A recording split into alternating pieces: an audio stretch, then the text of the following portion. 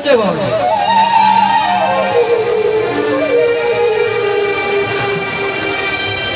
क्यों ना पत्थर भी पै जाए वाग पड़ी वो जब सामने करबल दा मियां जी हाल होवे वतन दूर मिले ना कुट पानी ते मुंह करना भी ना कोई सवाल हो। खलीफा यजीद दी वो भी वक्त सी, एक पासे यजीद एक पासे हजरत इमाम हुसैन, वो भी इंसान ही सी, वो जुल्म करते सी तो सबर पैंतन पागदा सी। खलीफा यजीद दी घत केरे ते बदे पैर रसूल दी आल होए। एक तरफ अब्बास दे कलम बाजो गोदी विच बिस्मिल असगर बाल हो। शबीर दिया हो पुकारा फैदा बुहाना नहीं भूलना कर पल दे जर्रे जर्रे होशा हांदा खजाना नहीं भूलना।